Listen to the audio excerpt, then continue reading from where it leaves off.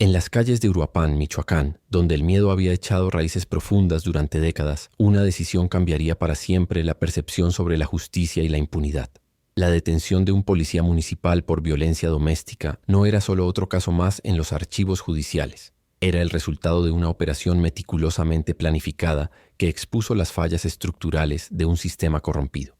Carlos Manso había identificado que el verdadero enemigo no solo habitaba en Milnemochesem, los cárteles, sino también en las instituciones que debían proteger a los ciudadanos. La madrugada del 15 de marzo reveló la brutalidad oculta tras el uniforme.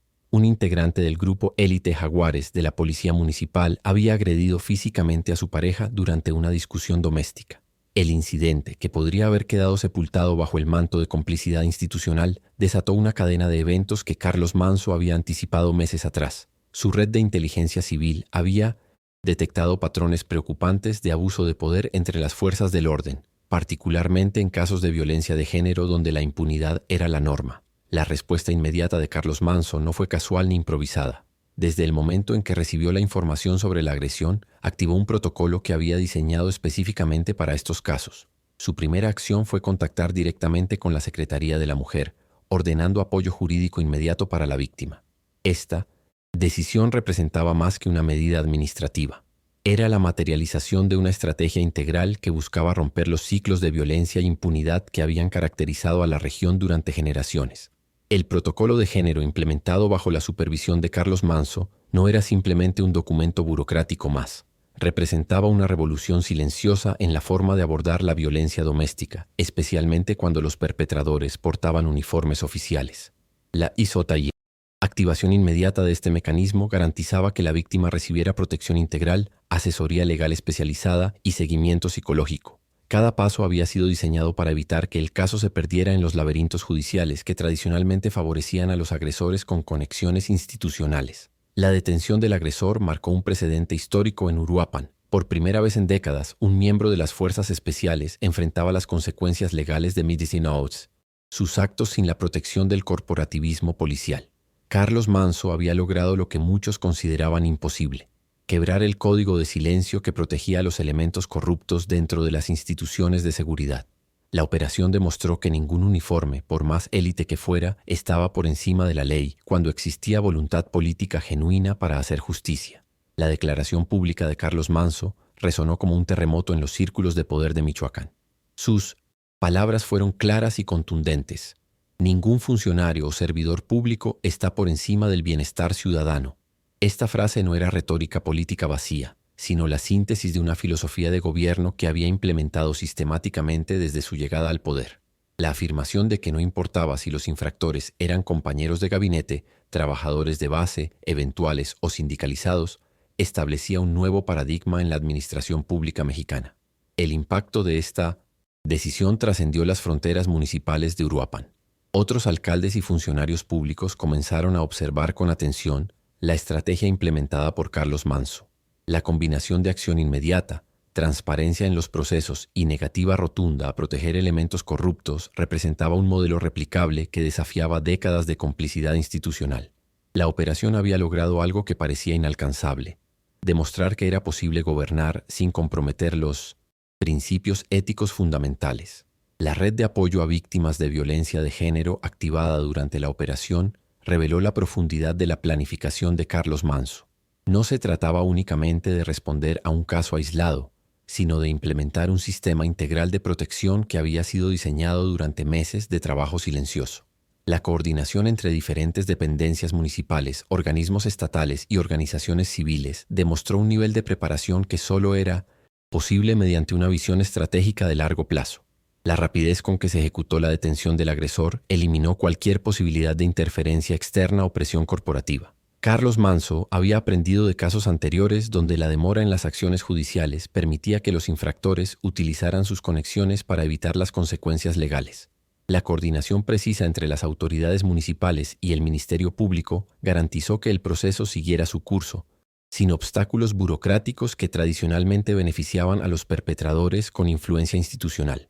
El mensaje final de Carlos Manso sobre la ausencia de complicidad o protección hacia ningún funcionario corrupto estableció las bases de una nueva era en la administración pública de Uruapan. Esta postura no era simplemente una declaración de intenciones, sino la codificación de una política de Estado que había sido probada en la práctica. La operación había demostrado que era posible construir instituciones sólidas donde la justicia prevaleciera sobre los intereses personales o las lealtades corporativas, sentando un precedente que resonaría en todo el territorio nacional. La historia de Uruapan antes de la llegada de Carlos Manso estaba marcada por décadas de impunidad sistemática y corrupción institucionalizada. Los grupos criminales habían establecido redes de complicidad que penetraban profundamente en las estructuras de seguridad pública, creando un ambiente donde la violencia era normalizada y la justicia se había convertido en un privilegio reservado para quienes tenían los recursos o las conexiones adecuadas. Las estadísticas oficiales mostraban índices alarmantes de violencia de género, donde menos del 20% de los casos reportados llegaban a tener algún tipo de sanción judicial. El contexto regional de Michoacán había complicado aún más la situación de Uruapan. La presencia de múltiples organizaciones criminales disputando el control territorial había generado un clima de terror que afectaba particularmente a las mujeres, quienes enfrentaban no solo la violencia doméstica tradicional, sino también las agresiones sistemáticas de grupos delictivos y, paradójicamente, de algunos elementos de las fuerzas de seguridad que supuestamente debían protegerlas. Los datos del Instituto Nacional de Estadística y Geografía revelaban que Michoacán ocupaba el tercer lugar nacional en feminicidios, con Uruapan concentrando una proporción desproporcionada de estos crímenes. La corrupción dentro de las fuerzas policiales había alcanzado niveles críticos en los años previos a la administración de Carlos Manso. Investigaciones posteriores revelaron que varios miembros del Grupo Jaguares, la unidad élite de la Policía Municipal, mantenían vínculos con organizaciones criminales locales. Estos elementos utilizaban su posición privilegiada y acceso al armamento oficial para cometer crímenes que iban desde extorsión hasta violencia doméstica, sabiendo que el Código de Silencio Corporativo los protegería de cualquier consecuencia legal. El caso que detonó la operación de Carlos Manso era apenas la punta del iceberg de un problema estructural mucho más profundo. Los antecedentes de violencia institucional en Uruapan incluían múltiples casos documentados donde policías municipales habían sido señalados por agresiones contra mujeres, pero las investigaciones invariablemente se archivaban sin consecuencias. El sistema de justicia local había desarrollado mecanismos informales para proteger a los elementos uniformados, desde la manipulación de evidencias hasta la intimidación de víctimas y testigos. Esta situación había creado un clima de terror donde las mujeres preferían no denunciar las agresiones, sabiendo que enfrentarían represalias y que sus casos no tendrían seguimiento judicial adecuado. La llegada de Carlos Manso al gobierno municipal representó un cambio paradigmático en la aproximación hacia estos problemas estructurales. Su experiencia previa en operaciones de inteligencia le había permitido identificar los patrones de corrupción y complicidad que mantenían funcionando estos sistemas de impunidad. Desde los primeros días de su administración, comenzó a implementar reformas silenciosas pero profundas en los protocolos de seguridad pública, estableciendo canales de denuncia directos y sistemas de supervisión que evitaban la interferencia de elementos comprometidos dentro de la estructura policial. El análisis de inteligencia realizado por el equipo de Carlos Manso había identificado al Grupo Jaguares como una unidad particularmente problemática. A pesar de su estatus élite y su equipamiento especial, varios de sus integrantes habían sido relacionados con actividades criminales que incluían desde corrupción menor hasta vínculos con el crimen organizado. La violencia doméstica era solo una manifestación más de la cultura de impunidad que caracterizaba a esta unidad, donde los elementos creían que su posición los colocaba por encima de la ley y de las normas sociales básicas. La implementación de protocolos especializados para casos de violencia de género había sido una prioridad estratégica desde el inicio de la administración de Carlos Manso. Reconociendo que las víctimas de violencia doméstica enfrentaban barreras adicionales cuando los agresores eran funcionarios públicos, se establecieron procedimientos que garantizaban la protección inmediata, el apoyo jurídico especializado y el seguimiento psicológico integral. Estos protocolos habían sido diseñados con la participación de organizaciones civiles especializadas y habían sido probados en casos menores antes de enfrentar una situación de alta visibilidad como la del elemento de los Jaguares. La coordinación interinstitucional establecida bajo la supervisión de Carlos Manso había creado una red de respuesta rápida que incluía a la Secretaría de la Mujer, el Sistema de Salud Municipal, organizaciones de la sociedad civil y el Ministerio Público. Esta red operaba con protocolos claros que eliminaban los tiempos muertos tradicionalmente utilizados por los agresores para ejercer presión sobre las víctimas o manipular el sistema judicial. La eficiencia de esta coordinación había sido probada en múltiples ocasiones, pero el caso del policía de los Jaguares representaba su primera prueba de fuego contra un elemento con conexiones institucionales significativas. La estrategia de comunicación implementada durante la operación también había sido cuidadosamente planificada.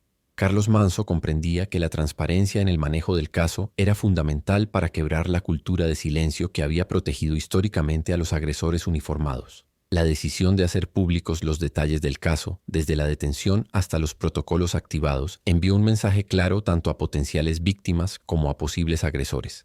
El tiempo de la impunidad había terminado en Uruapan. La formación de MINOSTI, alianzas estratégicas con organizaciones civiles, había sido fundamental para el éxito de la operación. Carlos Manso había reconocido desde el inicio de su administración que el gobierno municipal por sí solo no tenía la capacidad ni la experiencia necesaria para abordar efectivamente la violencia de género, particularmente cuando involucraba a funcionarios públicos. La colaboración con organizaciones especializadas no solo había enriquecido los protocolos de atención, sino que también había creado una red de vigilancia ciudadana que dificultaba los intentos de encubrimiento o manipulación de los casos. El impacto económico de implementar estos protocolos especializados había sido significativo, pero Carlos Manso había logrado reasignar recursos presupuestales para garantizar su funcionamiento efectivo.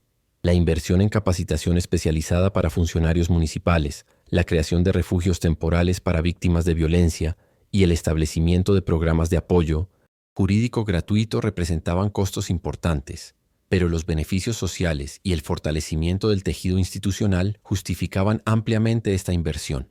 Los datos preliminares mostraban un incremento del 300% en las denuncias por violencia doméstica, lo que indicaba mayor confianza ciudadana en el sistema de justicia municipal.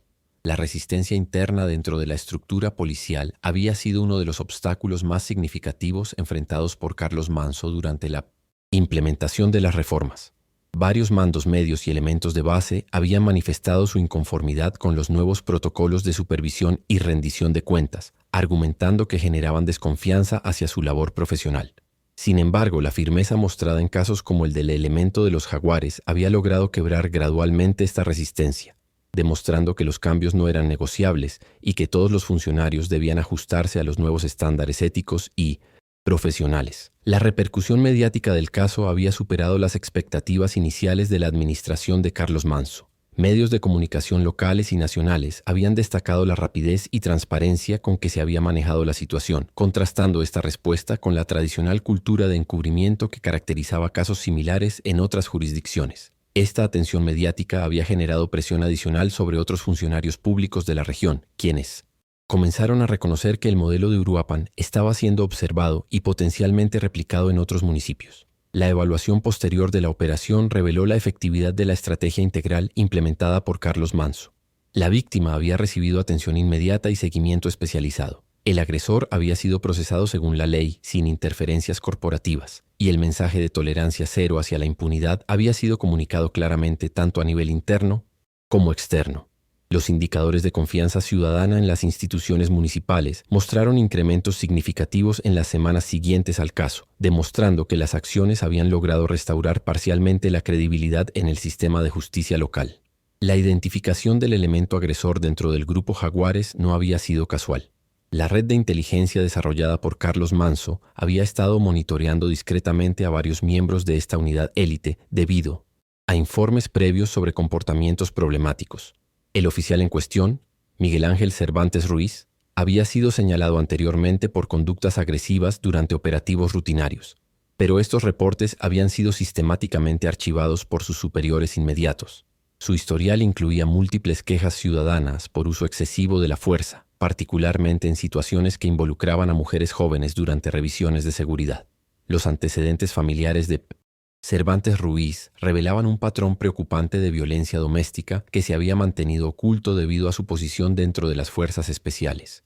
Investigaciones posteriores documentaron al menos 3 episodios previos de agresión contra su pareja actual, además de denuncias archivadas por 2 exparejas que habían sido intimidadas para retirar sus acusaciones. El sistema de protección corporativa había funcionado eficientemente para mantener limpio su expediente oficial, permitiéndole continuar portando armas y ejerciendo autoridad pública a pesar de su historial de violencia sistemática contra mujeres. La estructura de poder dentro del grupo Jaguares había facilitado el encubrimiento de las conductas problemáticas de varios de sus elementos. El comandante de la unidad, Ricardo Salinas Mendoza, había desarrollado una cultura de lealtad ciega que priorizaba la protección de sus subordinados sobre la aplicación efectiva de la justicia. Esta dinámica había creado un ambiente donde los elementos problemáticos sabían que sus transgresiones serían protegidas, siempre y cuando mantuvieran silencio sobre las actividades irregulares de otros miembros de la unidad. Carlos Manso había identificado esta estructura como un obstáculo fundamental para cualquier reforma efectiva del sistema de seguridad municipal.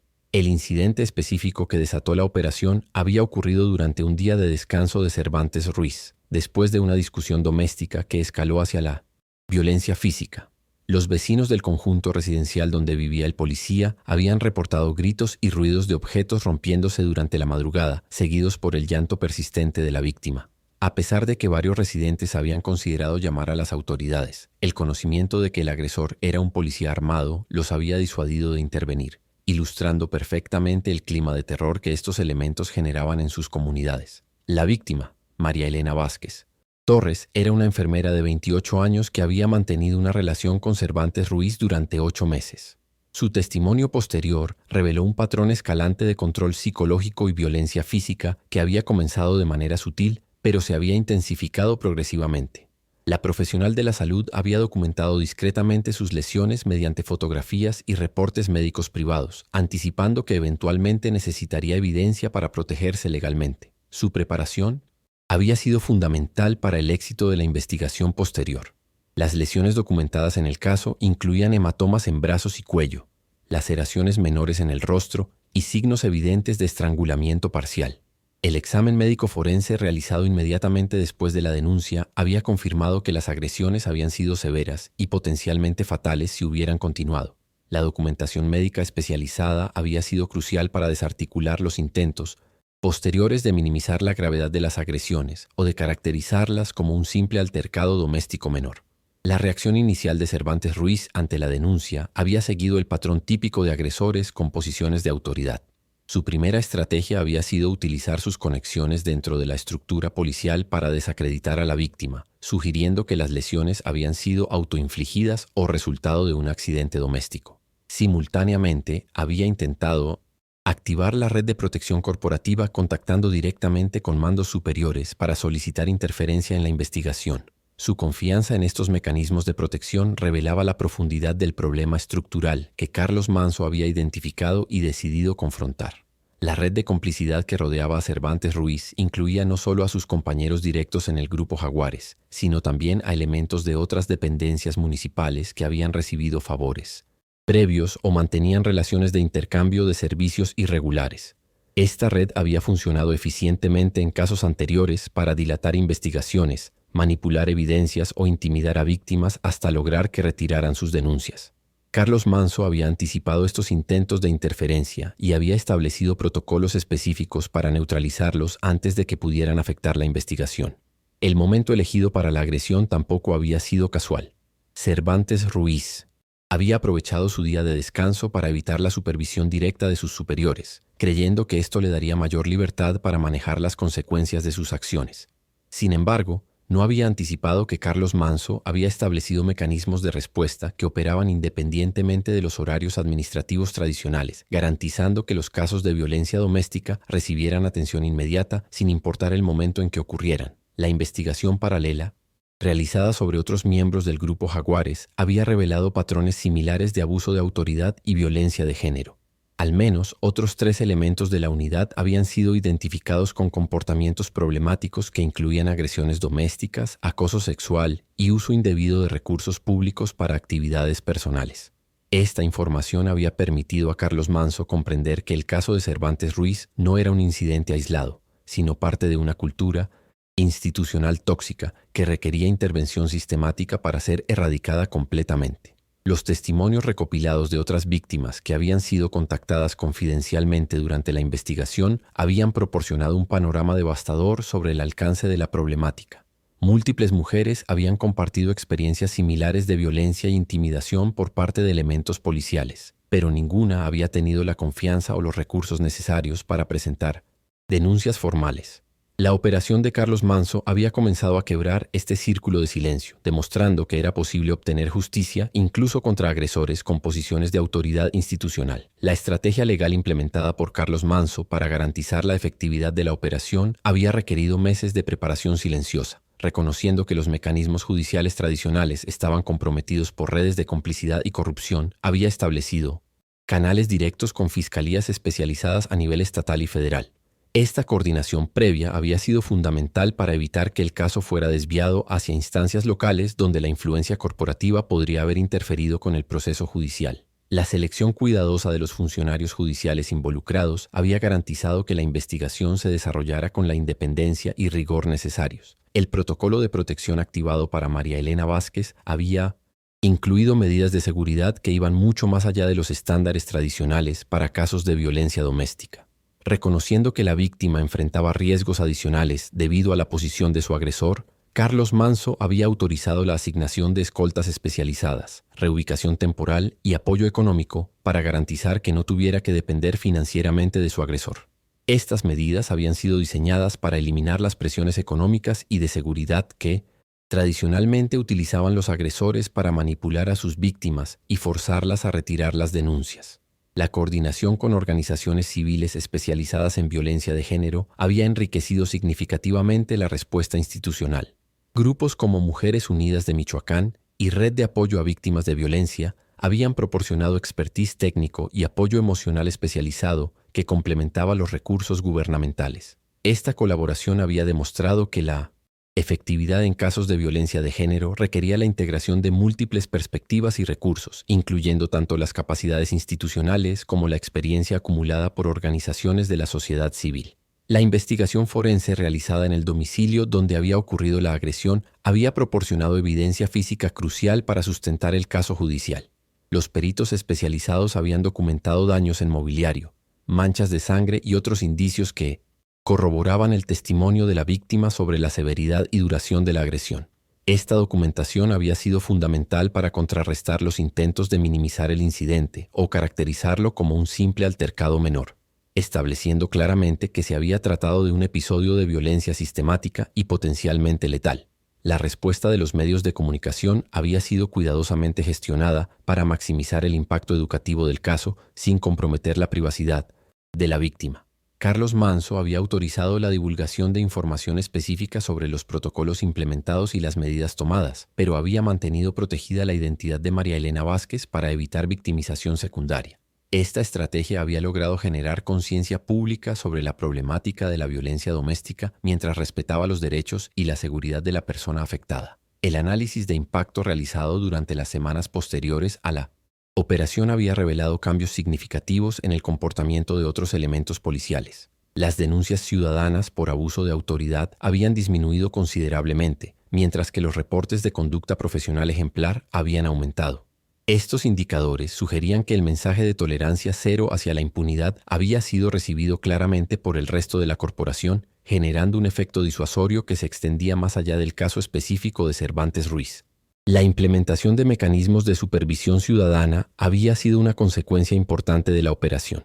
Carlos Manso había establecido comités de vigilancia comunitaria que incluían representantes de organizaciones civiles, líderes religiosos y ciudadanos prominentes. Estos comités tenían la responsabilidad de monitorear el comportamiento de los elementos policiales y reportar directamente cualquier irregularidad detectada. La creación de estos mecanismos había democratizado parcialmente la supervisión policial, reduciendo la dependencia de los sistemas internos de control que habían demostrado ser inefectivos para detectar y sancionar comportamientos problemáticos. La capacitación especializada implementada para todos los elementos de seguridad pública había sido diseñada específicamente para abordar las causas estructurales de la violencia institucional. Los programas incluían módulos sobre derechos humanos, perspectiva de género, técnicas de resolución pacífica, de conflictos y ética profesional. Esta formación no se había limitado a sesiones teóricas, sino que había incluido simulacros prácticos y evaluaciones periódicas que garantizaban la internalización efectiva de los nuevos estándares profesionales y éticos requeridos por la administración de Carlos Manso. La revisión completa de los procedimientos disciplinarios internos había sido otra consecuencia importante de la operación. El sistema tradicional de sanciones administrativas había demostrado ser inadecuado para disuadir comportamientos violentos y corruptos, por lo que Carlos Manso había implementado un nuevo marco sancionador que incluía consecuencias más severas y procedimientos más transparentes. Las sanciones ahora incluían no solo medidas administrativas, sino también la colaboración obligatoria con autoridades judiciales y la pérdida automática de beneficios y prestaciones especiales para elementos que incurrieran en conductas criminales. El establecimiento de alianzas intermunicipales para compartir mejores prácticas había sido una extensión natural del éxito obtenido en el caso de Uruapan. Otros municipios de Michoacán habían solicitado asesoría técnica para implementar protocolos similares en sus jurisdicciones, reconociendo que los problemas de violencia institucional y de género requerían respuestas coordinadas que trascendieran las fronteras administrativas tradicionales. Carlos Manso había accedido a compartir metodologías y experiencias, contribuyendo a la multiplicación del modelo en otras regiones con problemáticas similares. La creación de un fondo municipal especializado para víctimas de violencia había garantizado la sostenibilidad financiera de los programas de apoyo implementados. Este fondo, alimentado mediante la reasignación de recursos presupuestales y la gestión de apoyos externos, había permitido institucionalizar los servicios de protección, asesoría legal y apoyo psicológico. La existencia de recursos financieros dedicados específicamente a estos propósitos había eliminado la dependencia de decisiones presupuestales anuales que tradicionalmente habían limitado la efectividad y continuidad de los programas de atención a víctimas. La documentación sistemática de todos los procedimientos implementados durante la operación había creado un marco metodológico replicable para casos futuros. Carlos Manso había ordenado la elaboración de manuales detallados que incluían desde protocolos de respuesta inmediata hasta procedimientos de seguimiento a largo plazo. Esta sistematización había transformado lo que inicialmente había sido una respuesta específica a una crisis particular en un modelo institucional permanente que podía ser aplicado consistentemente en situaciones similares, garantizando que la calidad de la respuesta no dependiera de decisiones improvisadas o de la disponibilidad de funcionarios específicos. La detención de Miguel Ángel Cervantes Ruiz se ejecutó con una precisión que eliminó cualquier posibilidad de interferencia o escape. Carlos Manso había coordinado personalmente con elementos de la Fiscalía Especializada en Delitos contra las Mujeres para garantizar que la orden de aprehensión se cumpliera sin demoras ni filtraciones que pudieran alertar al sospechoso. La operación se realizó en su domicilio particular durante las primeras horas de la mañana, momento estratégicamente elegido para evitar confrontaciones públicas que pudieran generar solidaridad corporativa o intentos de obstrucción por parte de otros elementos policiales. El equipo responsable de la detención había sido cuidadosamente seleccionado por Carlos Manso para incluir únicamente elementos con historial comprobado de integridad y profesionalismo. Ninguno de los agentes participantes tenía vínculos personales o profesionales estrechos con el grupo Jaguares, eliminando así los conflictos de interés que tradicionalmente complicaban este tipo de operaciones. La participación de investigadores especializados en violencia de género había garantizado que el procedimiento se realizara con la sensibilidad y el rigor técnico requeridos para este tipo de casos. La reacción inmediata de Cervantes Ruiz ante su detención había confirmado los perfiles psicológicos elaborados previamente por los especialistas consultados por Carlos Manso. El oficial había intentado inicialmente negar los hechos, posteriormente había tratado de minimizar la gravedad de las agresiones y finalmente había recurrido a amenazas, veladas sobre las consecuencias que su detención podría tener para la víctima y para las autoridades responsables. Este patrón de respuesta había sido anticipado y había servido para reforzar la evidencia sobre su personalidad violenta y su falta de reconocimiento sobre la gravedad de sus actos. La intervención inmediata de Carlos Manso para garantizar que el detenido fuera trasladado directamente a instalaciones especializadas había evitado los intentos de influencia que tradicionalmente ocurrían cuando elementos policiales eran procesados en las mismas instalaciones donde trabajaban sus compañeros. El traslado a una fiscalía especializada ubicada en la capital del estado había garantizado que la investigación se desarrollara en un ambiente libre de presiones corporativas y con acceso a recursos técnicos especializados en casos de violencia de género. El procedimiento de entrega oficial del detenido a las autoridades judiciales había sido documentado exhaustivamente para evitar cualquier irregularidad posterior. Carlos Manso había ordenado que todo el proceso fuera grabado y que estuvieran presentes representantes de organismos de derechos humanos como observadores independientes. Esta transparencia había sido fundamental para construir credibilidad pública en el proceso y para desarticular anticipadamente cualquier intento de cuestionar la legalidad de la detención o la integridad de la investigación. La comunicación oficial sobre la detención había sido estratégicamente diseñada para maximizar su impacto educativo y disuasorio. Carlos Manso había optado por hacer una declaración pública inmediata que explicara no solo los hechos específicos del caso, sino también los principios y procedimientos que habían guiado la respuesta institucional. Esta comunicación había servido para establecer claramente que el caso no era una excepción, sino la aplicación normal de políticas que se implementarían consistentemente en todas las situaciones similares. La coordinación con medios de comunicación especializados en temas de seguridad y género había garantizado que la información fuera transmitida con el context,